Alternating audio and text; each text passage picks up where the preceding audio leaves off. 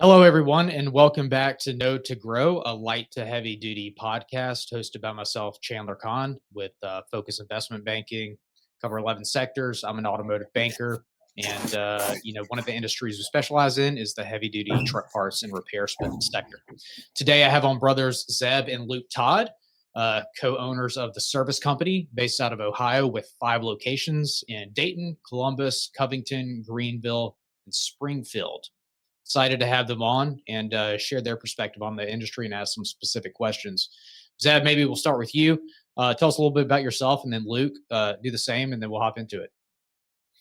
All right. I'm Zeb Todd, and I am work here at the shop with working primarily in sales, overseeing our salespeople, our inventory, our parts, and heavily involved in our parts sales. Excellent. I've been here since, actually, I was raised here. Left out of high school for a few years and came back in 2013 and have been here ever since. Good. Luke, how about yourself?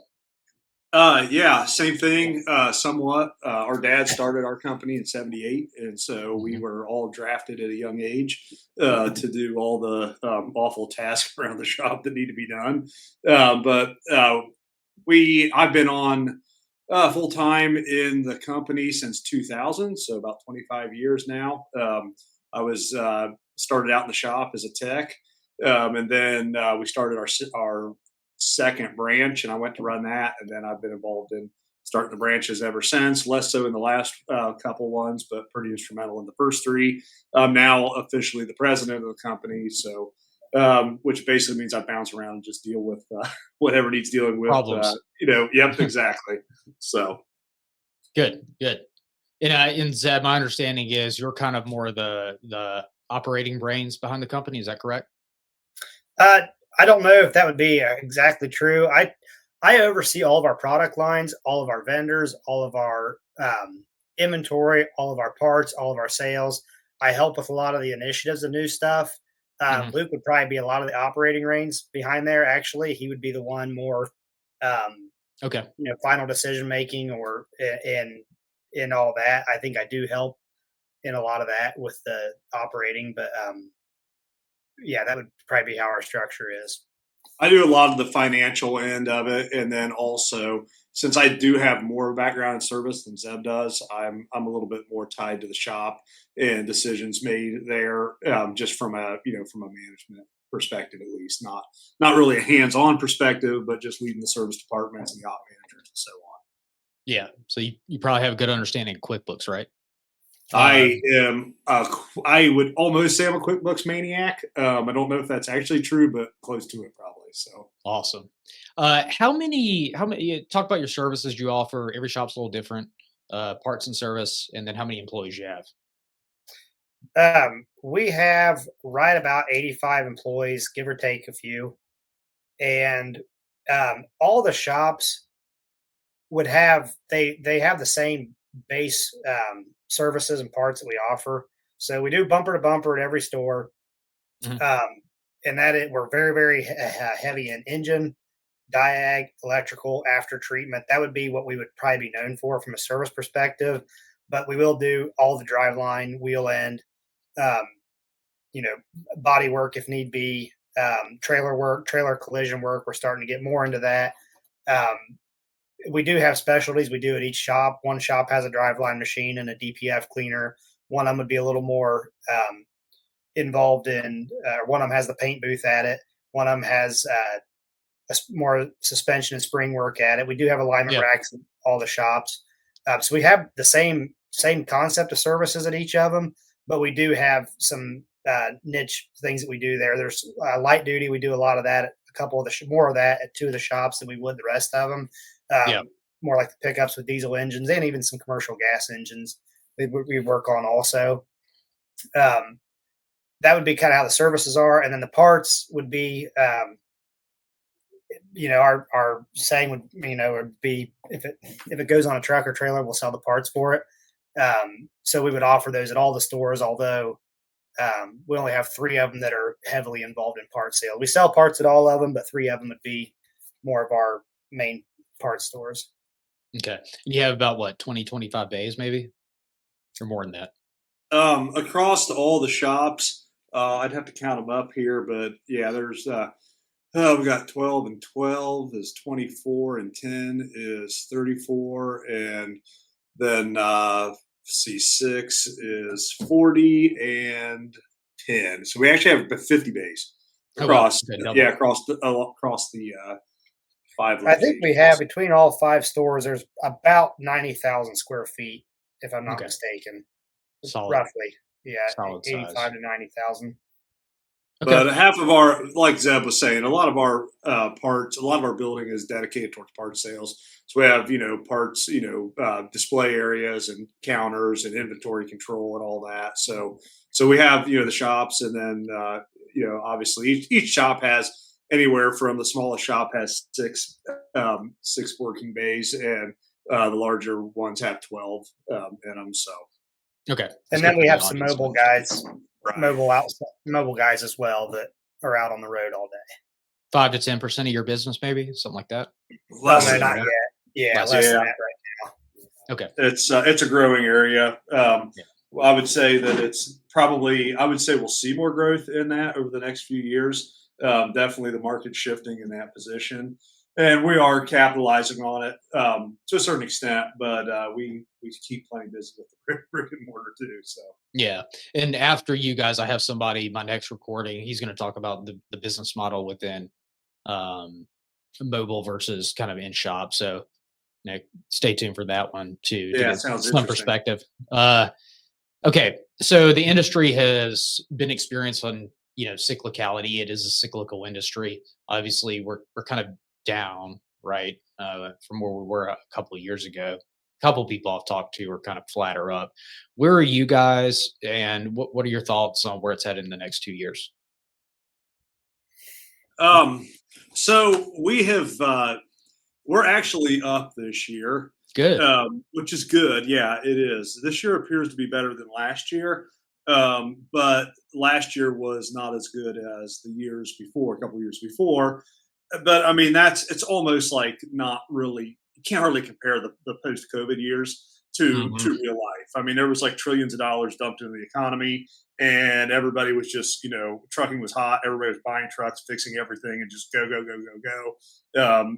And so that's almost unrealistic. You It have is, yeah. big years in there, and then but yeah, we have had some steady growth this year, so that's been exciting. The market's definitely down. Trucking is down. It's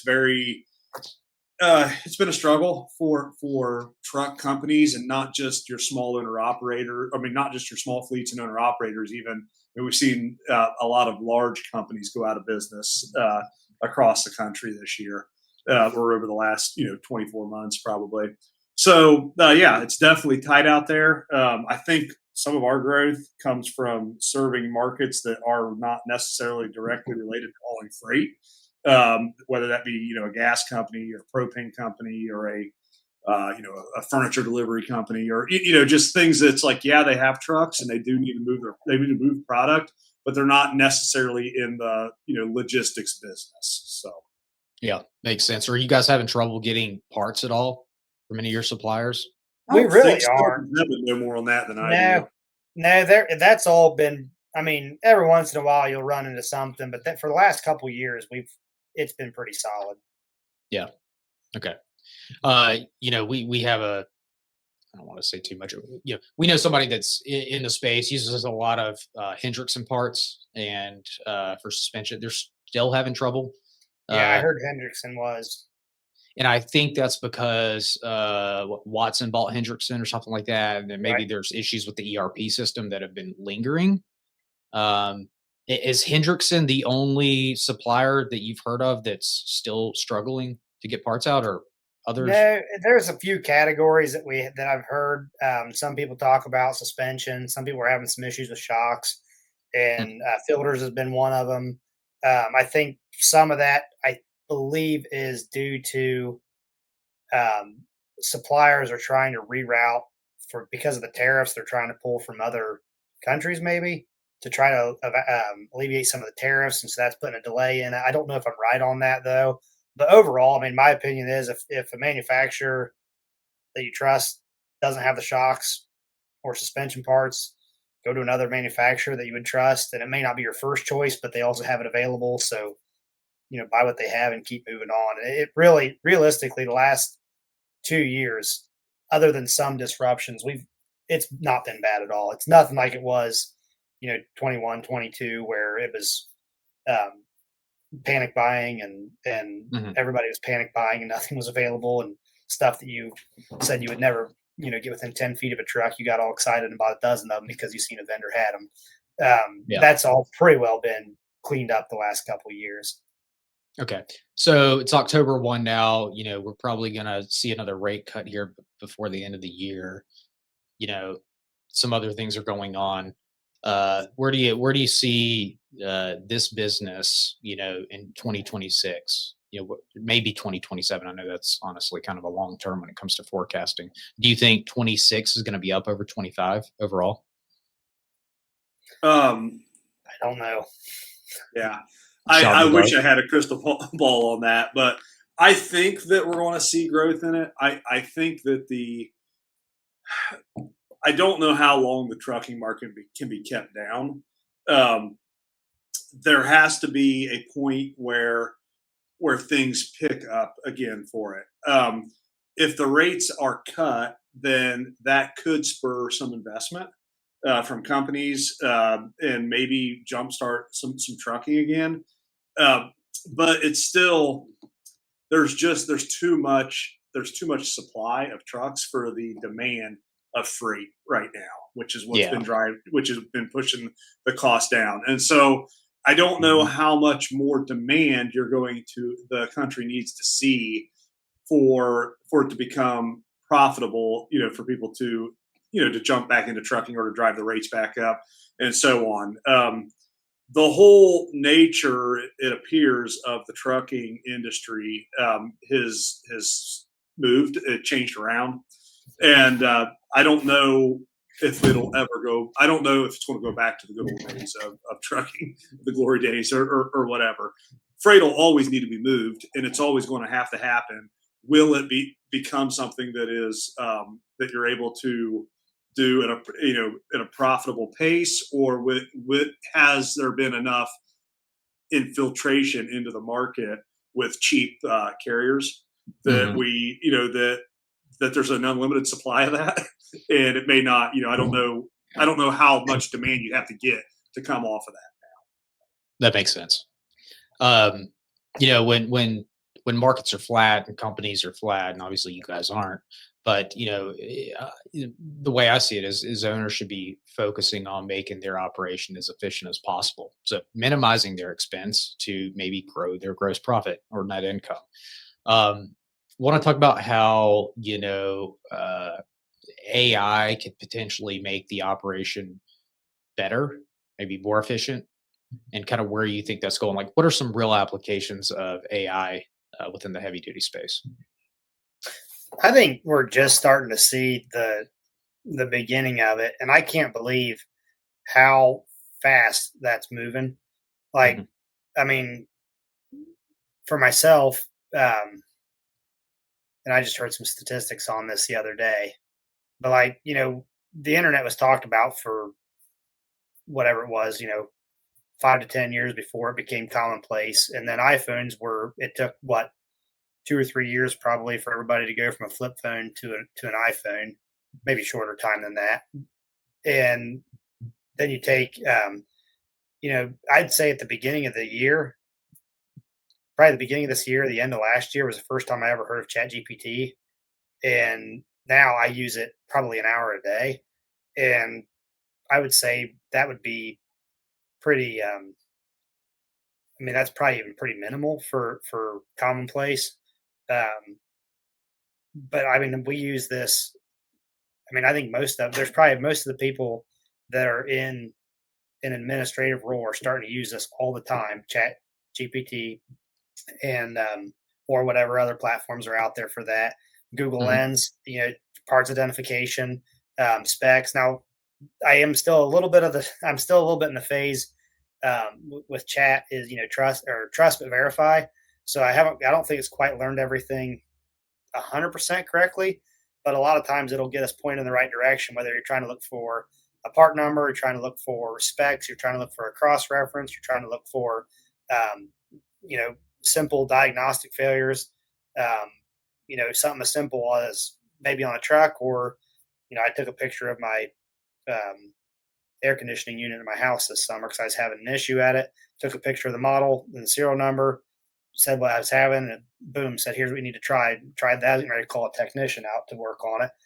End up putting a filter in it, and everything started working again the way it was supposed to.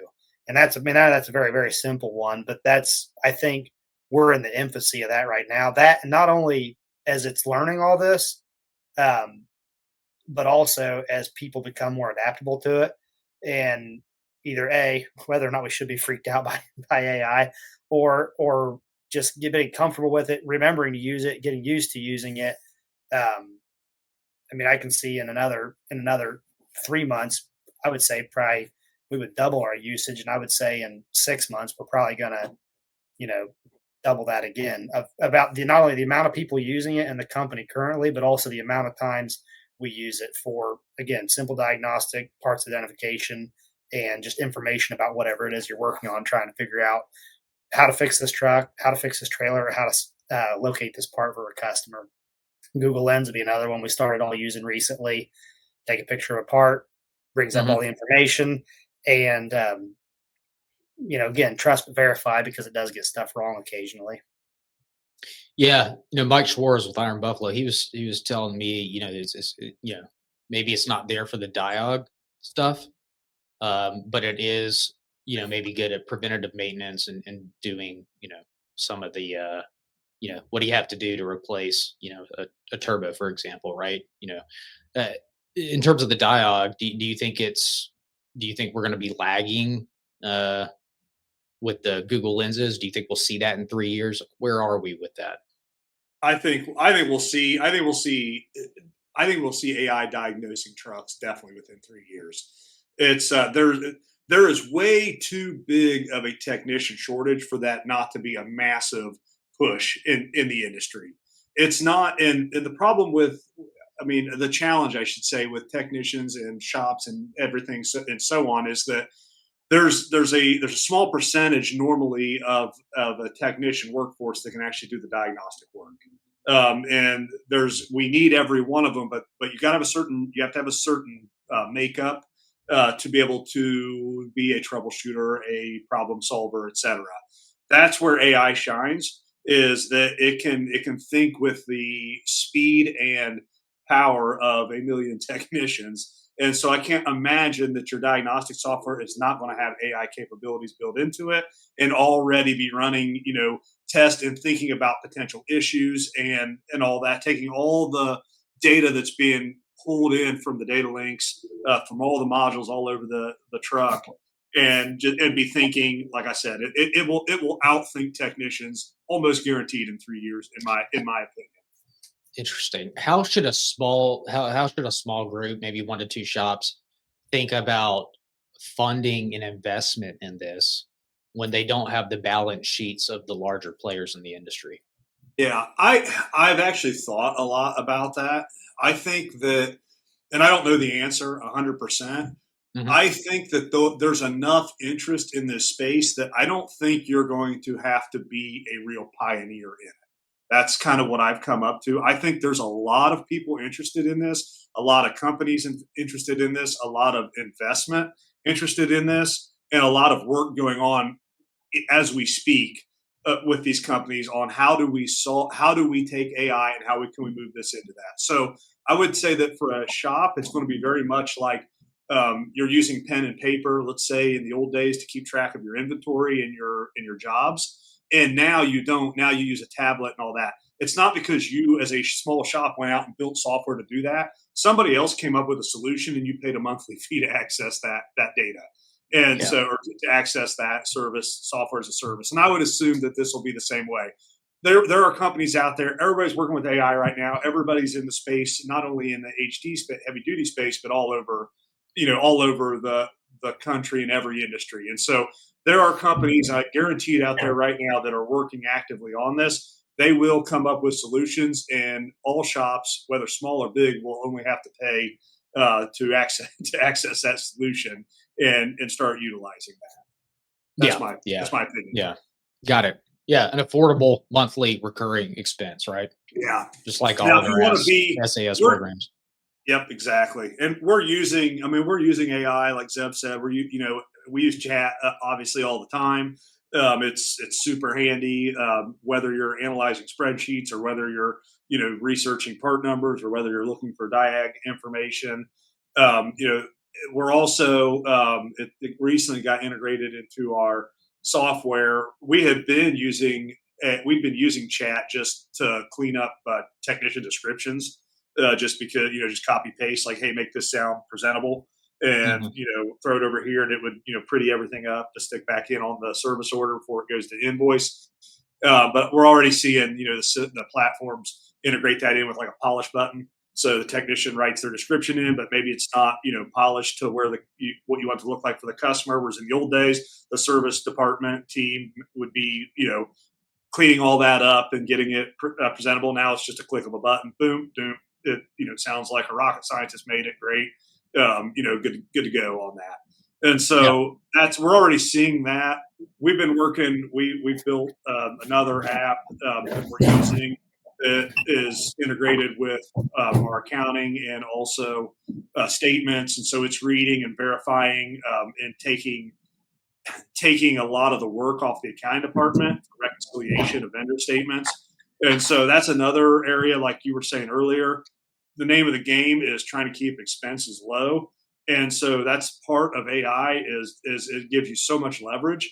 And so like our kind of goal is, okay, it's interesting because it used to be, can we justify the manpower to do this? And now it's like, okay, can we use technology to do this, or do we really need to make a hire? So if your department starts getting overwhelmed, let's step back and look at this and say, can we use technology to solve this, or do we need to literally get another, more manpower in here to take care of this? Yeah.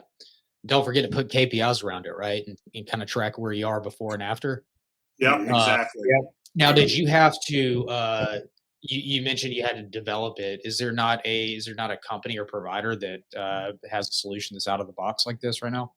No, not the way that I wanted it to work. There was Okay. some out there, but it was I don't know. It looked like more piddling around, trying to use it. I knew what I wanted, and so Mhm. we just had it built.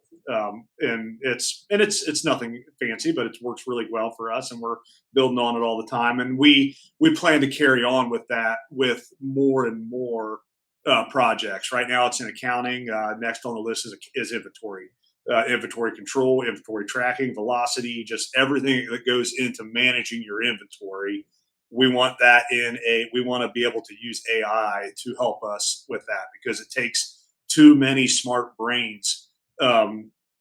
It takes too much talent to do that. And that talent would be better spent on areas where we can't utilize technology to do so. Yeah. Yeah. Makes sense. Um, Good. That's very helpful. And then any other non-AI technologies? Obviously, QuickBooks is pretty basic, but any other non-AI stuff that you guys like or use or it's benefiting you?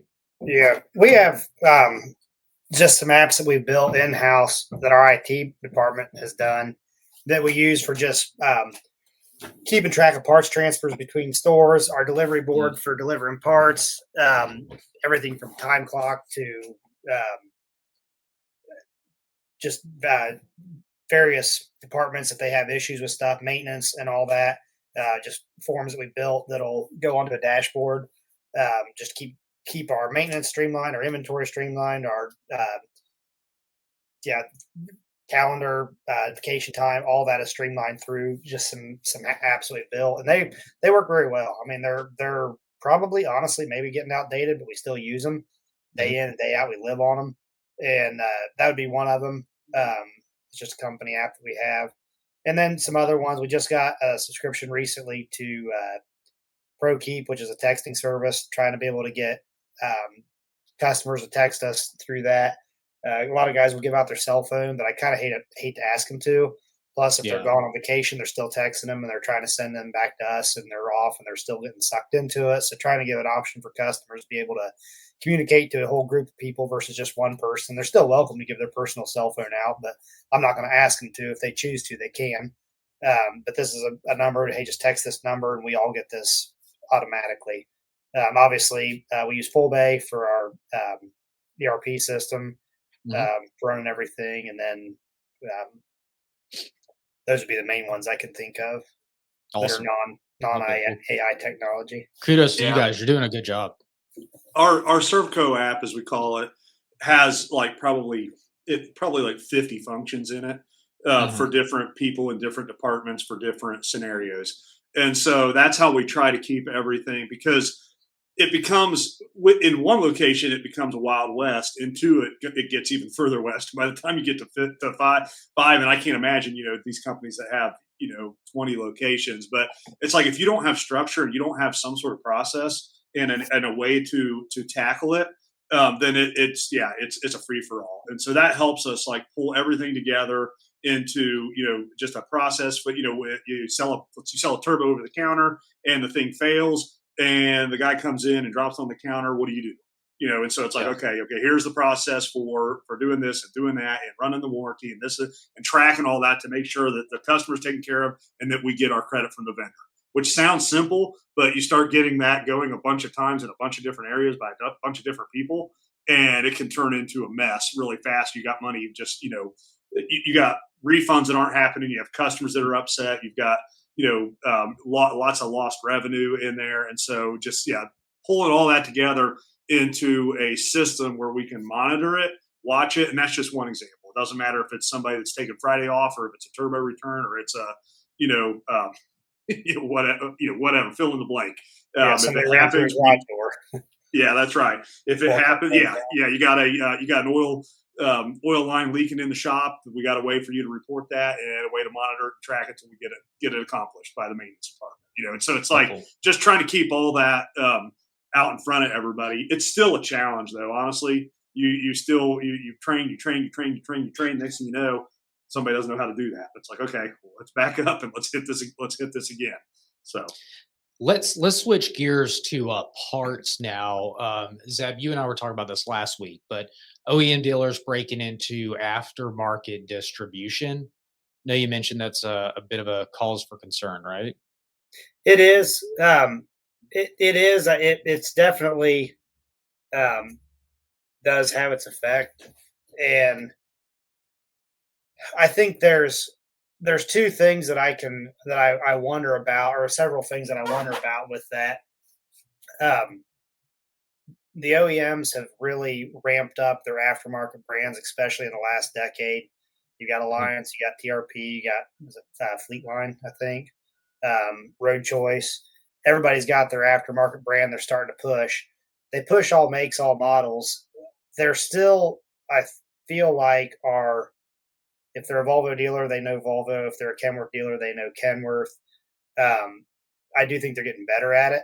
And with their buying power they have, you take the general commodities um, that are just the low hanging easy fruit or easy sales, the low hanging fruit. Those are, it's pretty quick to see those get gobbled up by the OEMs. So that's something that I think we're going to keep facing.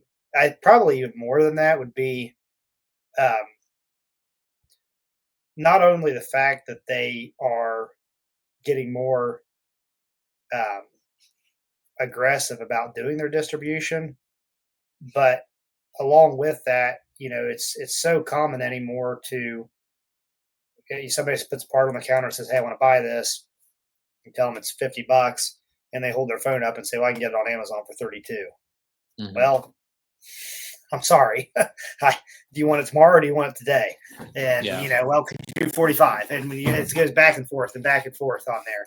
And I think that with the between that and the OEM presence, and the OEMs, I will say they have done a good job of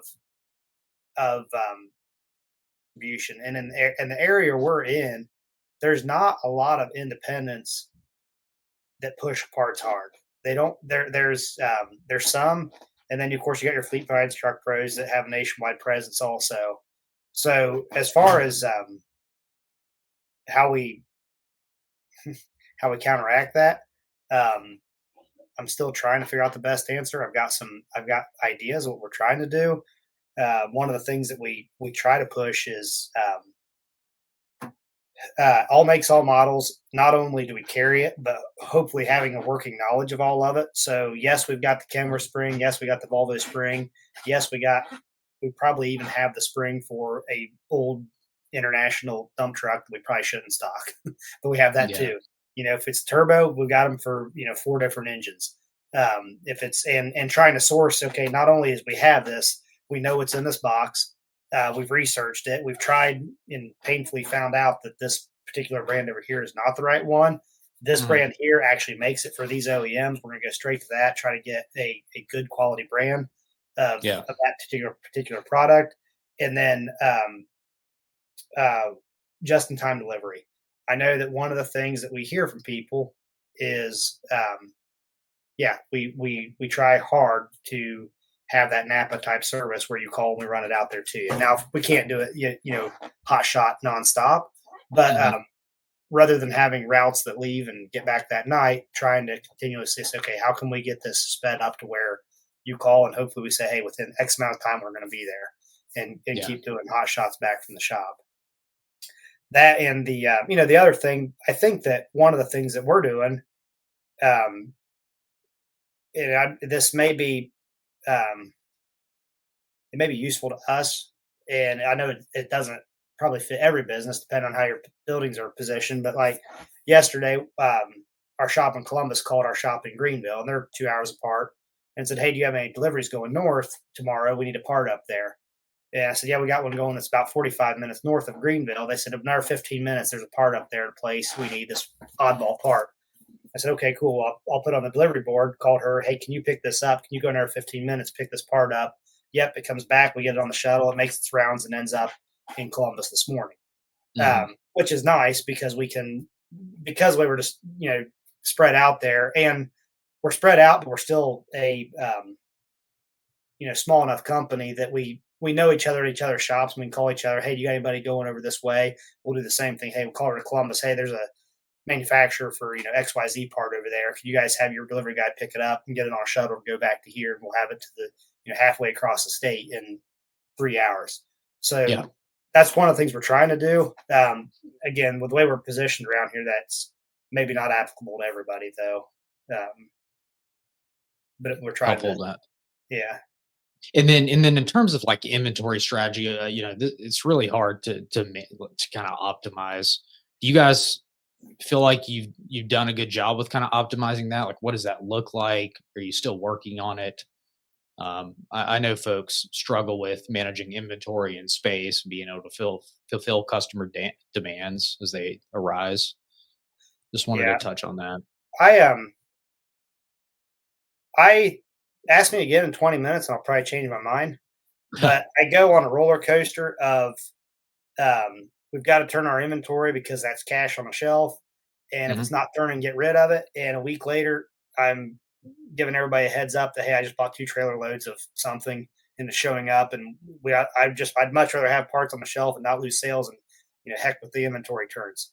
And then I start seeing, wow, I'm out of room on stuff. And why do we even stock all this anyway? And so I start trying to back stuff down.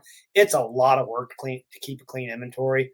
We've maintained about 3.2 turns per year all year long. And we may do something where it may go down to 2.8 for a few weeks if we do a bulk buy on something. I think it's been up to 3.5. But as a general rule, 3 is our target, and we've held and maintained 3 turns on our inventory all year long. So we keep it. I feel like we have a good handle on it. I'm hoping with AI we can improve it.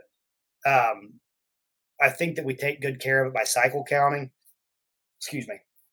We just put a new process in place about 2 weeks ago to try to identify issues. Our hope being not only are they getting fixed, but they're getting fixed correctly and not just getting band-aided if miscounts are off, and then hopefully go back to the root cause of what some of the issues are if we have inaccurate counts. But it's a lot of work. It's lots of work. there's a lot of moving pieces. There's a lot of pieces. We bulk buy into one of our locations for a lot of our stock orders, and then those get distributed back out. And so we have within our app that we use, we have a receiving process for that. That's supposed to do checks and balances. Okay, we checked it all in at this store. It goes to the next store. They get a packing list of exactly what's in there. They check it in again, verify, and we're on a continual cycle count. Every store's got a schedule. They get their schedule at the beginning of the month, and there's a couple people designated to go through. We try to keep it about 1,000 numbers per store per month. That fluctuates a little bit based off the store, based off the parts we're on that month. But everybody's always on a cycle count. We do maintenance reports every week, and I feel like we were really good about being consistent and thorough on that. But I think that we could do. I think there's always room for improvement, but a large inventory is a lot of work to keep track of, and people will, it's really hard to keep everybody focused on. Yeah, I would say that inventory control never ends. Right. Inventory control always has to be worked on, no matter how good you are at it, because things change. And number two is, I would say, from an independent truck repair company's perspective, I would say that I would give us a really, really, really high review, because I think we're really, really obsessed with it, and we obsess over it, and we're dialed in on it. Do we make mistakes? Of course we do. And could we do better? Absolutely, we could. But when I have visited a lot of shops, and I know that our processes and management is pretty solid for the most part. Now, again, it takes a lot of time, and so that's where we want to utilize technology to try to help us not only get better at it, but also shave the time off that it takes to do it. So. Yeah, understood. That's helpful. A lot of folks in this space, kind of the baby boomer generation, a lot of it's word of mouth, not doing a whole lot of marketing and advertising. You guys feel like that's important across your portfolio of locations, and how do you handle that? I think it is. I would say I would think the marketing is as the saying goes. I hate marketing because it's like you never know if the money you spent is actually paying off or not. And I know they say that half of your marketing dollars are wasted and the other half are well spent. The challenge is finding which half is which, and that's how I feel too. It's like but we run a pretty extensive Google campaigns, Google ads, call ads. We track that really close. We use call reporting, and again, it uses AI to summarize calls to be able to tell what kind of how our ads are performing, how our Google profiles are performing. We're pretty radical on protecting our our Google reviews as much as possible, proactive on that, I guess. That being said, I still think that we have so much more to learn on that. Just from the when a website visitor hits, what happens? What are they doing? What's your customer acquisition cost? What's your value of your customer? And so on. And so I would say that we're focused in on it. We actually put quite a bit of dollars towards it in various areas. I don't know that I'll ever be satisfied that the ROI is good, but it seems to be working, and so we keep doing it. Okay. All right. Good to know. Zeb, you mentioned from a strategic planning around product and service offering. Obviously, everybody knows EVs are not an immediate 911 here, but are you looking at that in the future for the business? I think that we are always aware of it. That I'm not scared of it. To me, it'll be something to learn, but I think that, and it's this kind of been our way on everything, is there's no reason to try to beat the system and get around it. I think that I think they will make it, and it may be 3 years, maybe a decade, maybe 20 years. I think it'll start being more commonplace. Probably in the next decade, we'll see more of it. And I think the main thing for our philosophy is when this comes, this will be the next big thing until the next big thing comes along. So if we want to remain relevant, then let's learn it, let's adapt to it, and let's let's figure out how to work on this, and let's figure out how to take care of our customers, because it's probably not going to go away. It's just like after treatment. You start out with EGR valves, then you go to a DPF, and then DPF, DOC, SCR, DEF, and on and on and on, and stuff that I don't even understand. But you've got a couple options. You could say, I don't want to work on that, and I only want to work on stuff that I'm familiar with, and that stuff's dumb, and I don't want to have a part of it. Whether or not that is true, since 2007, you've had a DPF on your truck, and to remain relevant, you need to figure out how to work on it. And I kind of think EV is going to be the same thing when it does come out. And there may be, I don't know what the challenges are going to look like that we're going to run into, whether that's longer warranties or whether that's, the legal right to even work on them. I don't know what all that's going to look like, but I think the main thing is being willing to say, yeah, we are going to embrace this and bring this in as part of our offering when this actually hits. Okay. The theme of this podcast is growth. I want to take a step back and understand, maybe what the biggest inflection point to the growth in the business has been up until now. So taking a look back the past 25 years, is the one thing you guys did right or just did that really grew the business? Was it more of like a location strategy? Was it more of like the technology in the back end? Was it getting middle management? Like what did that look like for you? Yeah, well, a little bit of all the above, of course. Definitely adding locations helps, but multi-location is hard to do.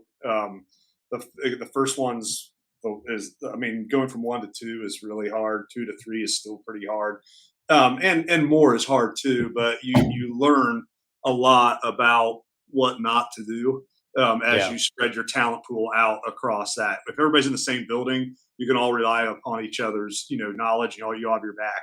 When you start splitting that talent up, it gets, you need, multiple key people, for different branches. And so I think that learning how to manage people, how to set expectations, what metrics are really important to watch, and really, really preaching customer service. Just Yeah. getting that in. I would say that's probably the biggest piece of it, because otherwise you can add 100 locations, but if everybody treats their customers like junk, and you don't have key people that know what metrics to watch and what they're accountable for, then the locations do not matter at that point. And so Yeah. I really think that the management is been key in that. And then number 2 is I will say, I think I've taken our parts sales and Mhm. really, really going all in on that has helped our growth too. It's a good fit for us because it allows us, we do the work on the trucks in the shop, but then also we have customers that never would come to our shop, that maybe would never even be a shop customer because they do all their own work, but Yeah. we're still able to supply them parts, and it's made our customer base bigger. Good. And that was going to be a question from in the closing advice, which we're getting into now is, how do you manage those 5 locations? So appreciate you answering that. And then the last one is, how should the independent shop owner think about being adaptable to maximizing their profitability? Change is okay, change is required. How should a smaller shop owner think about that? My opinion is that I think being able to flex, and we don't ever want to sacrifice, our core values and what we stand for and what we do. But there's a difference between um, reaching out for the opportunity and capitalizing on the opportunity versus chasing random shiny things, as we've said before. And I Yeah. think that the ability to be flexible on what works in one shop is not going to work in another shop, even within our own company. And so, whether that be how you what kind of customers you're actually working with, what kind of equipment they have. There would have been a time when we would have been like, oh, you got a gas engine. Well, you brought a lot of stuff to us. You got 20 dump trucks, and we'll work on your pickup out of kindness. And and now we're like, well, you know what? There's actually a market for people looking for this on gas engine pickups. Is it what we do? No, we're known for Class 8, 6, 7, and 8 diesel engines, but we've started being more flexible on that, even though that's maybe not originally what we would do. And other things like that. Just we want all the shops to operate in the same procedure with the same integrity, the same core value, that same I don't know how you want to say it, that just like ethical output. But you may have to bend how you do something. You may have to bend how you operate to get the same result. That doesn't go against our integrity. Does that make sense? That does make sense. Yeah. There's things that work in one shop that don't work in another. And some of that's demographics, some of that's local culture.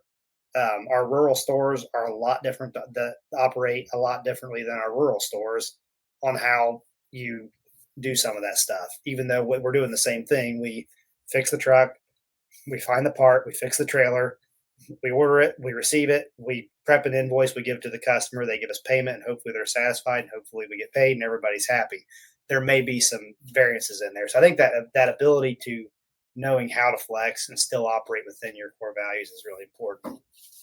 Yeah, I think, I would say the same thing is that it's really easy to get distracted with shiny things. And the next thing you know, it's like, oh, hey, we should be doing this, we should be doing that, and getting away from what you're. So I guess having having a clear, whatever you want to call it, if you want to call it a vision or a mission or your why or whatever it is, for some reason this is what you're doing, and then staying in that. So if you're looking at extra opportunities, do they fit into that? If we're a truck repair company and we have an opportunity to pick up a transmission building line for semi trucks, well, that might be something this fits in there. If we have an opportunity to sell Hey Dude shoes, that may not fit really. I mean, it may be a good opportunity, but it probably doesn't really fit into our, into what we are planning on offering our customer base. And so therefore, all it does is it detracts from all your energies, and you end up spending a lot of time on that. And so I would say that would be my thought is staying focused on what you really want to do as a company, but not being so rigid that you lock out opportunity. Yep. Zeb and Luke Todd, this has been fantastic. Appreciate you guys joining here again. This is a For Owners by Owners forum. The podcast is. So I think your insight's been completely invaluable.